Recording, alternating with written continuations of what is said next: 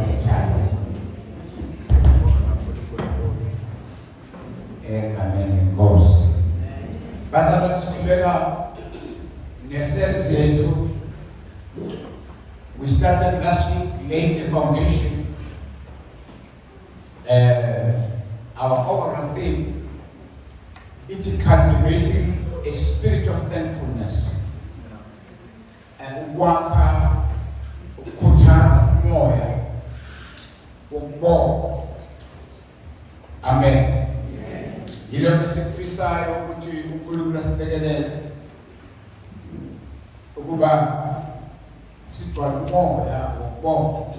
Not only because we see nokubonga, kepha sibe abantu abanomoya nenhliziyo yokubonga. Amen. Last week we laid a foundation. They said the maturity to give thanks. Sitidinda yokukhula ebumbongeni uNkulunkulu. And our key verse encwadini yokuqala yaseThessalonike chapter 5 verse 18. And give thanks in all circumstances, for this is God's will for you in Christ Jesus. Besithi kuko konke bonga ngokuba lokhu kuyintando kaNkulunkulu uKristu Jesu God. We look at three key points. Lapho siyakhetha leli verse kafushane lapho ethi umbhali bonga. In other words, sifunde iphuzu lokuqala ukuthi gratitude is a command. Ukuthi kumbonga uNkulunkulu kumyalo. Amen bathandeka. Amen. Myalo ovela kuNkulunkulu. It's not a suggestion. Akona umbono womuntu. Akona umbono webandla. Kodwa umyalo vele enhlizweni kaNkulunkulu. Uthi give thanks. It's a command. And then secondly, uthi kukho konke bongani in all circumstances. In other words, sibonga esimeni sonke. Ilapho khona ukuthi umuntu ukhulile enkosini. Ngoba ekwazi ukumbonga esimeni sonke. Embonga kukuhle noma ngekuhle. Embonga egula noma engaguli. Embonga enakho noma engenakho. Embonga noma elahlekelwe izihlobo zakhe noma zingalahlekanga. Kodwa ambonga uNkulunkulu. Hallelujah. Amen. Bayadlula kwabakubonayo babona ongabonwanga. So that is an expression of faith. Because ukholo lenceka likwazi ukuphakamisa from isipensana ukwazi ukubona uNkulunkulu. That is why when Peter was walking on water, wakwazi ukuhamba phezu kwamanzi, amehlo akhe wanamikisele kuJesu. Wangabona umoya wayebhekene nawo. Amen bathandeka. Amen. Hallelujah. Amen. Sathi kokugcina, giving thanks to God is God's will. Sathi bonga kwintando kaNkulunkulu. Amen bathandeka. Ilokho akufisela abakhe. Kukho konke bongani ngokuba lokhu kuyintando kaNkulunkulu. Today ngifisa sibheke uPsalm 103 from verse 1 to verse 5. Amahubo 103 from verse 1 to 5. Abakwazi ukuphakama as we read the word of God.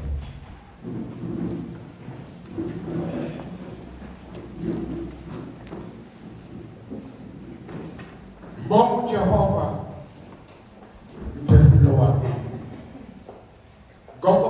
kwami makubonge igama lakhe ligcwele.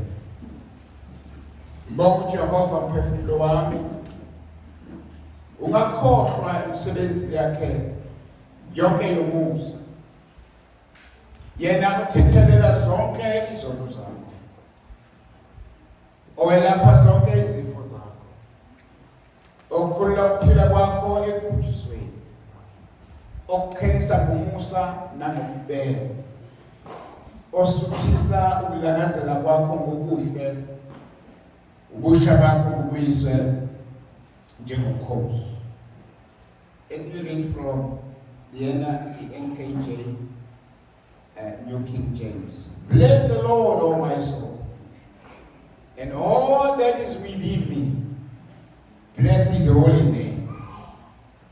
Bless the Lord, O my soul, and forget not all his benefits, who forgives all your iniquities, who heals all your diseases, who redeems your life from destruction, who crowns you with loving kindness and tender mercies, who satisfies your mouth with good things, so that your youth is renewed like the eagles.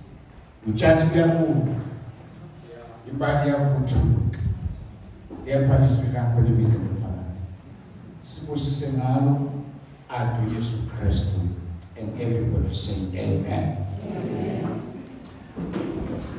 I want to give this message as Bengayindaba bonkulunkulu kakhulukazi verse 2 othi mbonga uJehova mphefumulo wami ungakhohlwa imisebenzi yakhe yonke yomusa. I want to give this topic, remember all what he has done. Khumbula konke uNkulunkulu akwenzele kona. Remember all what the Lord has done for you. Ihubo 103 is attributed to David. Lilonye David. It's a hymn of praise. Ihubo elijwayelekile kakhulu. Ihubo lendumiso. Bayazi abanye noma baningi ukuthi there are a lot of songs and hymns from this psalm. And bless the Lord, O my soul, and all that is within me, bless his holy name. Bless the Lord, all my soul, and all that is within me, bless his holy name.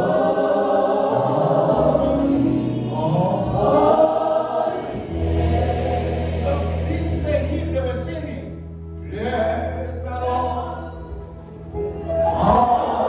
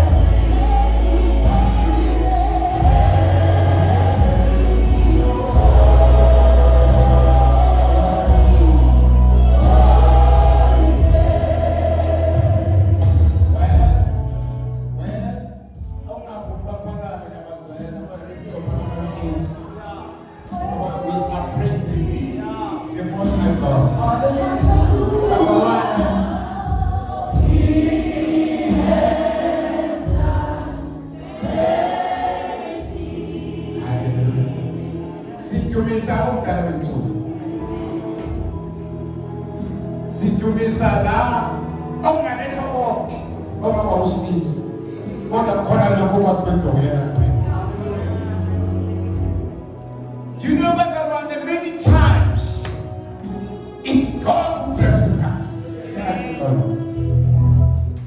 But then we are blessing the Lord. Akaningi nakhona sibazi kumbusisa ngoNkulunkulu. Zincane izinto ongazenza kubusisa uNkulunkulu. Kodwa into elingene kuphila nakuwe masesazana la is to praise Him. When you're praising Him, we are blessing Him. Uthi uma nithula nini imvelo yami izokhuluma. Uma sipraise, as we praise silently, kodwa siyafuleleka. Sisuke kubantu siyabona yena. Owasixosha singelutho, wasithwala, namanje uzasithwala. We say, bless the Lord, oh my soul. The only way you can bless God, ukuvula wakho, umbabazi, umbabazi, umbabazi, umbabazi, bazalwane, bazalwane, nohuma nelihubo is the king. Washia phansi umkhosi, wama, indoda eyadansa, yasewa intombazane, yathi mayithethe ukuhleka, wafanele ubulobo, wafanele nesizalo. Uyabusiswa, umasimthunzi. Yes, the Lord. And when kubeka, uthi, oh, my soul, in other words, mina uqobo lwami, uthi konke phakathi kwami. In other words, the whole of me.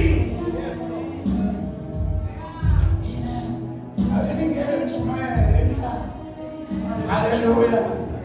Hallelujah. Uthi konke phakathi kwami.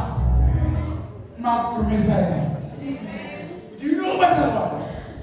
Kungenzeka ubela kodwa ukho wonke. Bazalwane, bazalwane bami, uma idunyiswa uyaphelela. Ngoba abanye bamdumisa ngendlela zomlomo, kodwa inhliziyo zabo zikude na. Hallelujah. Sesadlule endleleni isoto, masingena nasiyazi ukuthi sithatheni. Amen. Bless the Lord, oh my soul. Mungu Jehova, bless the Lord. Izolala bazalwane. Uthi konke phakathi. Uyabona bazalwane ukukhuluma ngakho. Ngiyangizwa bantwana. Ukhuluma lebantu bazalwane. Yes. Yes. I know sometimes sikuthatha as a weakness. Uma ungekhuluma. But there are times you need to learn to speak alone and speak to yourself. Ngoba ukhiye ukuthi uthini kuwe. But no shit ain't wrong about yourself and negative things about yourself. Stop doing that. But there are times to encourage yourself in the way of the Lord. There are times to encourage yourself by praising Him even alone. Uthi mbongo Jehova umphefumulo wakho. Because wena umphefumulo phela. Hallelujah. Athi konke phakathi kwakho. From head to down to toe, but even the inside of me. Governor Jehovah is more interested in the inside of you. I don't know what is going on inside of you right now. But all of us, if we can just connect to Him, you will see what's going to happen right now. Amen. Utimbonge uJehova kwefuro. Kesa kana bazalwane. But there is something powerful. I show verse 2. Uthi uyaphinda. Uthi mbongo uJehova. Ngoba lento ukubonga uNkulunkulu uyaphambana nesitha. Bathi amaZulu ukubonga kwabo abathakathi. Ngathi bashishima ibona lento.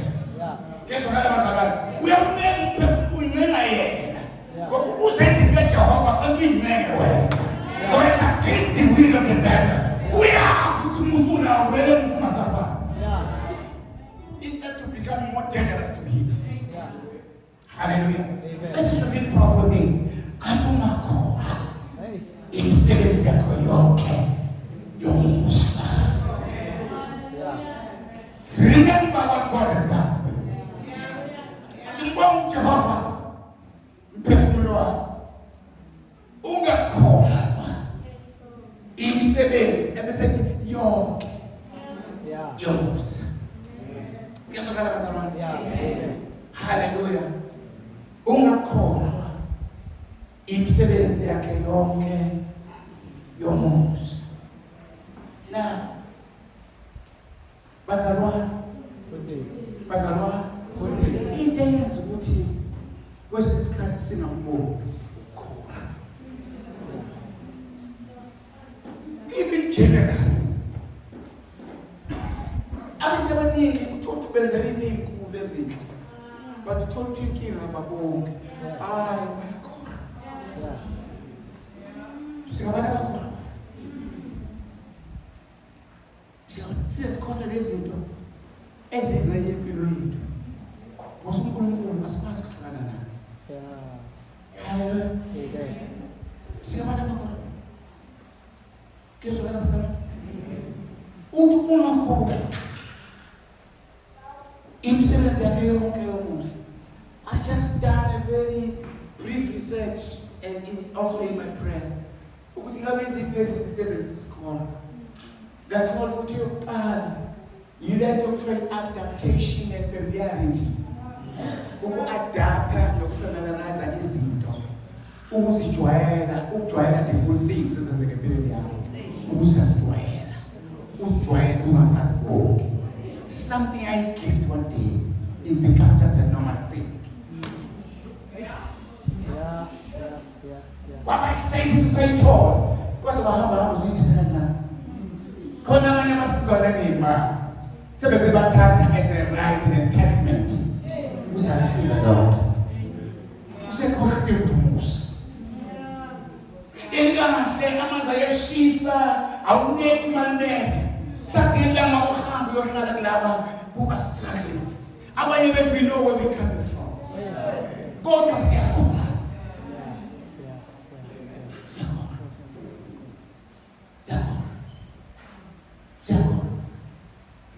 You know, siyashesha adapt.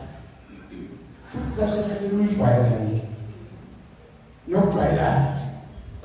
You know bazalwane kukhona indawo lapho Israel. They did not experience the miracles of Christ because of ukuthatha kancane. Bamjwayela. Ingozi ukujwayela izinto lezi ezinhle ezizekempilweni zethu. Bese siyakhohlwa. Ngoba siyithola njalo. Our children talk about it. Kukhona izinto abayithola njalo bazalwane. Baze baba kusanga manje kufanele bayithola. Ngothola ukuthi into yokubonga isenzo. Uma ikhambile ubonga. Uzibuza usabonga athi ngibongile. Esho kancane. Bazalwane masibonga sisho. Asisho kancane. Ngoba ubonga to yourself. Uvela ubonga ubabona ubonga phansi.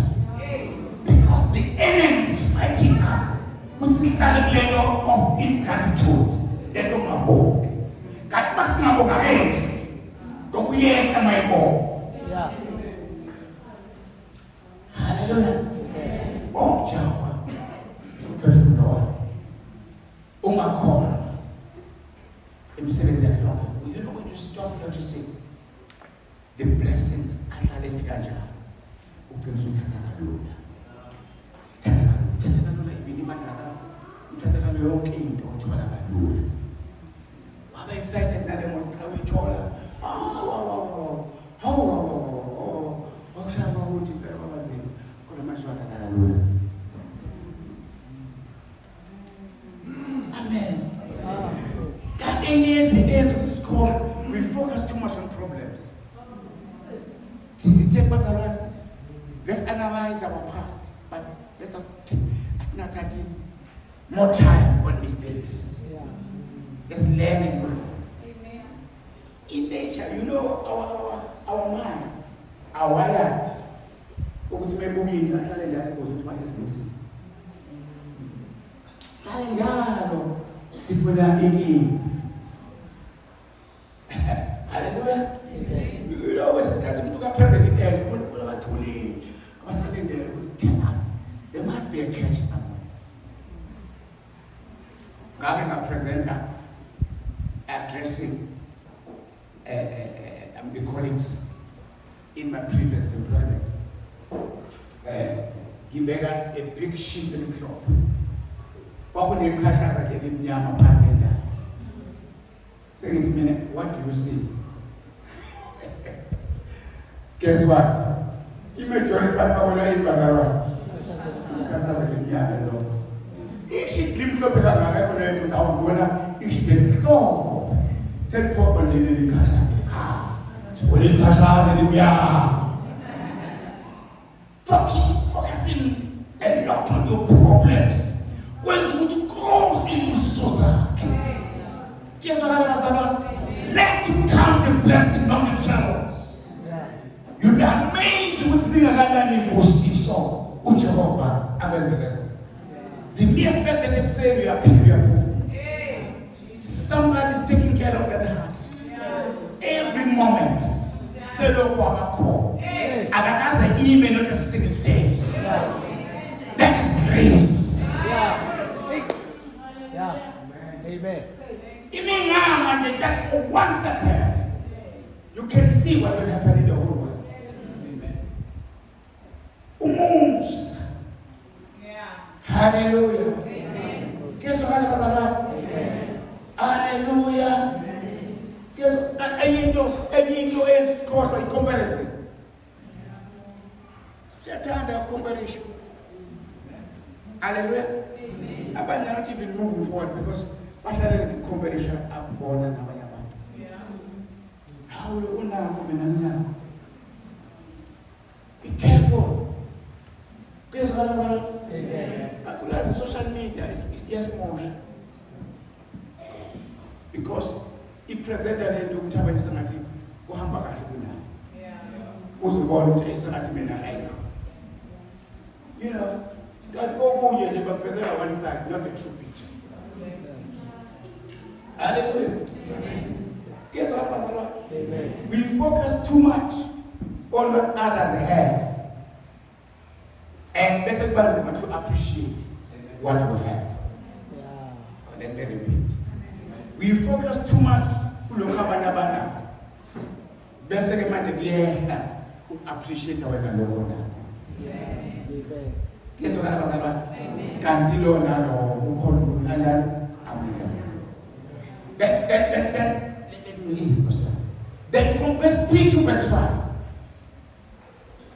David lists all kind of benefits. Useyabalisa ke manje uyabeka bonke okuhle uNkulunkulu abenzileyo. Uthi kunakhona imisebenzi yakhe yonke yomuzi. Forget not all his benefits, all his blessings. Guess what, Pastor? Hallelujah. Hallelujah. Uthi phefumulo wami ungakhona. Phefumulo wami unganiba. Imisebenzi yakhe yonke yomusa. Useyibala ke Pastor. Number 1, verse 3. He forgives all our sins. Uthi yena uthethelela sonke izono zethu. Pastor, ukhala ngale ngoba yona ebalekile nazo zonke. What every human needs is forgiveness. That is number 1 human need. Umuntu udinga azi ukuthi uxolelwa amaZulu. Amazi Pastor. Amazi abesikuphi. Ukuba uNkulunkulu asixolela. Ngoba sila singabantu abanjani Pastor? There's a greatest gift that we receive from God. No wonder why David aqala ngayo. Uthi uthethelela zonke izono zethu. Because when the truth be told, no matter how hard you try to be good, you won't be there.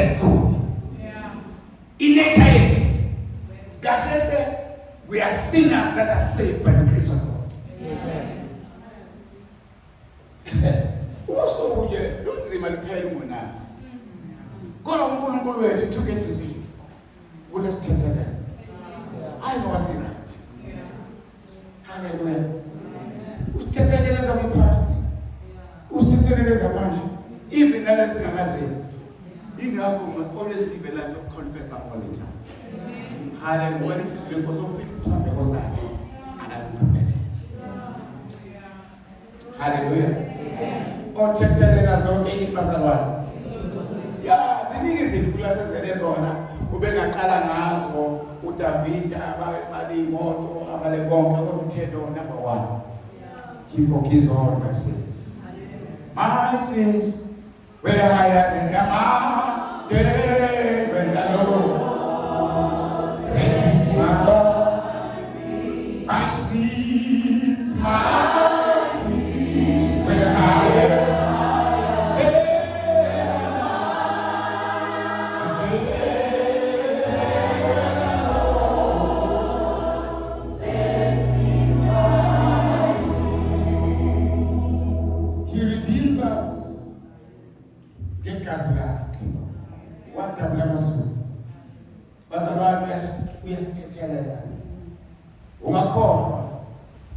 Imisebenzi yakhe yomusa yena uthethelela zonke izono zakhe. Njengoba wena kunzima bathethelela kodwa yena uthethelela zonke. Then number 2, we are verse 3. Would he heal all our diseases? Uthi welapha zonke izifo zethu. Bazalwane, the key word is all. Yeah. Then verse akulunga ngikhohle mina. I don't know recover. Yeah. When I was sick. Because necessarily there is a pain. The his is out as now. Yeah. So this verse, Yankulu. Yeah. One pastor came and shared this verse. What to put this before we pray. Yeah. If you saw it, you call it Ungulu or a pastor. Yeah. How much that?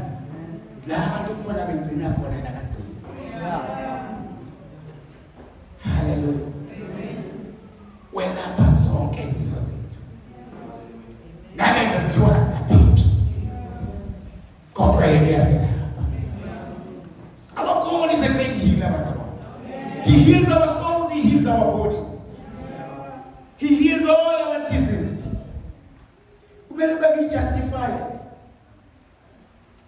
We need to bear in mind about souls. Guess what? Doma uNkulunkulu ephilisa yonke inyama. Kodwa la likhuluma about souls. Imperfumo. Niyangizwa kanjani? Amen. That's why kwesisikhathi ukukhulekela ukuthi noma kungabakuthanda ngaphansi. Kodwa uphefumula umphilo. You need to know ukuthi uNkulunkulu akaphilisi wonke umuntu. Iqiniso ngemnandi, but kuhle iqiniso lazi. Yeah. Ngoba iqiniso liyakhulu. Yeah. Abanye bamshiyile ngoba akubekwanga kahle. Ubese nathi ungaphili something wrong. Remember, we are in a fallen world. Yeah. uNkulunkulu khona izinto azenzayo yena njengoNkulunkulu. Paul, he prayed so much ukuthi amphilise. What no Paul, wena ngizokuphilisa. Ngoba abanye bethu usibekele so sifo kuwena wenzela to control you. It was another way of controlling this great man. Ukakwazi to stand amazi uNkulunkulu to call. Why said, but my grace is sufficient. uNkulunkulu unezifo bazalwane esinazo. Eziyaza ngeke isuke. Yeah. Hey. God, what God is doing, He will calm you. He will give you peace. Yeah. Uzokwenza ukuthi wakwazi cha. Ngoba nasisendleleni siyaha. Yeah. Uyabona bakunetraffic njenge yonke into. Kuyezwakala bazalwane, uyakhululeka mawazi ukuthi vele izimo zinje. Hey. Kunezifo esinazo, kufanele ukhululeke ukhoze kwakho. Wazi ukuthi kodwa ngeke ngikholekela kuphefumulo wakho. Yeah. Onphila. Ngoba iwona ozobaphambi kaNkulunkulu. Yeah. One day. And then secondly, zemzima.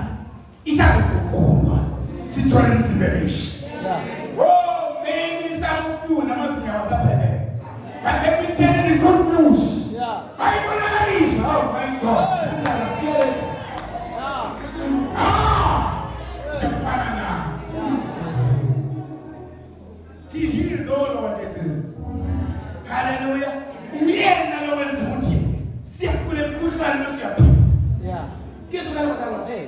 Uyangakanani umphethe umkhuhlane? Kodwa awuphelisi. Yesu kana umbheka ukuthi usiyaphatha umkhuhlane. Awumbheka usiyaphatha umkhuhlane. Bheka usiyaphatha. Kodwa uyaphelisa. Because he heals. Hallelujah. Bazalwane, asasebenzise nodokotela. Kuma procedures esingena kuwo. Kuma operations esingena kuwo. But isandla sakhe Hey. sibonakala. Yeah. He still heals. Kodwa sikwazi umbekela umncele. Yeah. Uyena uNkulunkulu wasi. Yeah. Kepha bazalwane, ebese yaqhubeka. Hallelujah, ungakhohlwa. Imisebenzi yakhe yonke yomusa.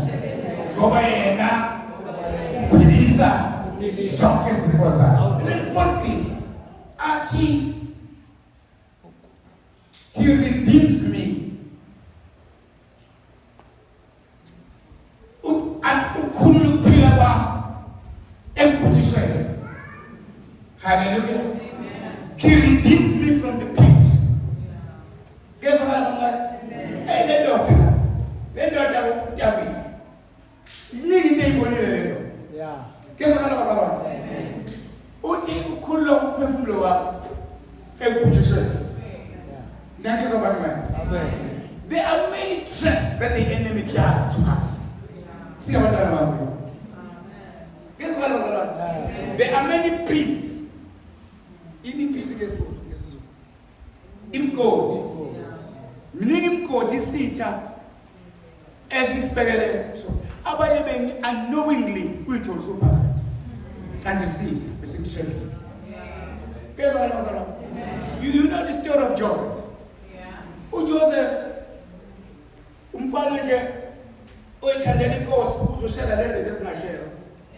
Ngoba izinto share at the right time. Yeah. Abafoko basebenzona. Banquma bathi bayabona kill. Bazalwane leli jealousy. Abantu abaningi abakufunele into bafuna ukuthi ngaba wukho. Anything eyenzeka kahle empilweni yabo iyabanyakazisa. Yenza bangabi nokuthula. Yezwa kana bazalwane. Then but decide that somebody will be empty. You know, people will set a pit for you. Guess what bazalwane? Oh, izitha zikhlele inkosi. Ubone trap of the enemy. And wakhala ungazi. Up and go. Up and go. Up and go. Ungenile Joseph in the pit. Up and go. The Bible says all things work for good. To those who love him. What the fuck we will tell on who work for good. Where's the power? Hallelujah. Hallelujah. Hallelujah. Bakoma uNkulunkulu. Hallelujah. Bakloku okuba bempelele khona David. uNkulunkulu wakhulula. Hallelujah. Khuluphila bami bujiswe. Abese kuphelisa ngomusa kanobheka. Thatha umfalo belusa wamenza inkosi wabeka umqhele. Esekweluseni wagoma njengenkosi. Umuntu ebelafiwe. That's what God does. Uthatha inqabanga isenke ezaleni ayihlalise namakhosi. Whether you've been blessing the blessing of Father. This is God that we serve. Now son of God, just continue to worship him. Just continue to praise him.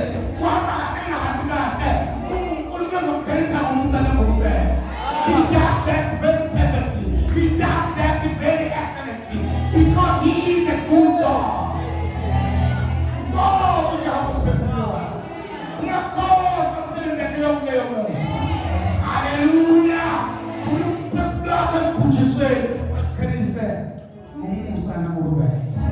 And lastly, he satisfies our mouth with good things.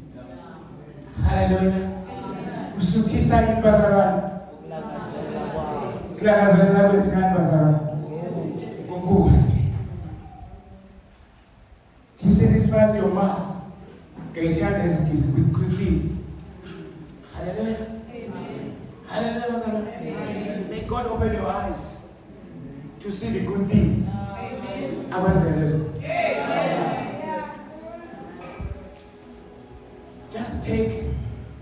Just take a time to reflect. Umusa wakhe ingozi esingayenza basungule phansi. Yezwa bazalwane. Amen. Usuthisa imilomo yethu noma impilo zethu ngokuhle. Yezwa bazalwane. Amen. Hallelujah. Sometimes, you know, uNkulunkulu normally akasiniki expensive things, but He gives us good things. Amen. Yes, we just enjoy the full expensive things. Hallelujah. We are very Bible learning. Here's a picture. Gamama no Ubaba of today, Ubaba Kolo. Efunza ingane ngoba bayifunzile. Awumthetho ngoba bayifunzile. Yesu akabazalwa. Iba nepicture. Umama ngabe ufunza iParish, ngabe ufunza iCatholic oaths, kodwa ufunza ini yakhe. That's what the Bible uthi kusifunza ngokuhle. And uma uyifunza ingane yakho usukwenzela ukuthi ikhule kahle right. And awuyifunzi noma yini. Angikaze ngimbone umama ufunza ingane yakhe ngokavini. Noma khona. Noma iphupha yena. Kodwa ushaya phansi. Ukuthi ingane yakhe impela uma bezoyikhulisa selungekanga. Bazalwane. Bayabona mhlawumbe yabona mama ufuza umntwana wakho umfakani ukuze ngoba uthi amfaka usinade umnyobo lo kuvali bakumfishi wenza bazalwane now bahlakaniphile basebenza ibhimba ngithi ukuze nokwehlayo kwehlele kuphi kwibhimba bazalwane ya ubala ubela leso sithombe Jehova uyasifida ngezinto ezinhle sometimes kwesingazi noma singazi through the teachings, through the preachings, through the fellowships, ask me this. That's the guy who found the total set of the movie. I should tell you. I ask you back. Best guy overflow. Not overflow with me. But a good believer who tells us all believe and cannot talk to them. Not to be so God I owe. At the surely goodness and mercy. Hallelujah. And together today. And my cup overflows. That's what God does. Hey, hallelujah. Usukisa ukulangazela kwami ngokuhle. Bazalwane, I'm closing. Nkulunkulu uphila impilo. Ulapho uyaphila. Nkulunkulu uphila umsebenzi. Nkulunkulu uphila amabhizinisi. Abanye imishado. Laba madunyaba sazoba nawo. Khona iIsrael yanyakaza. Abantu bapha abantwana. Abantu bapha abazukulu. Abantu bapha imizi. Nabanganayo imizi basazoba nawo. Abantu bapha imoto. Nabangenazo basazoba nazo. Abantu bapha imindeni. Abantu bapha nebala. Ngibonga uJehova umphefumulo wakho. Ungakhohlwa. Bazalwane masiba nemizimba emihle. Bengeke bazalwane. Akuhlose ngani. Wasiba yini bazalwane? Something very mysterious about the gospel. Tonito nje uma uyivangeli. Ngoba iBhayibheli ukushaba bakho ubuyise njengokhosi. You know bazalwane, ukhosi nenza lento emulti. But every year ithathe impapha endala liyisusa bese kuvela ezintsha njalo hamba thatha impapha endala liyisusa bese kuvela ezintsha. That's a very great bird. That's why America isebenzisana njengoPaul the eagle. iBhayibheli ubuyisa umhlabethu njengokhosi. uNkulunkulu noma uDavid ayishola bazalwane baba umntwana kaNkulunkulu. It's very difficult sometimes to guess the age yakhe.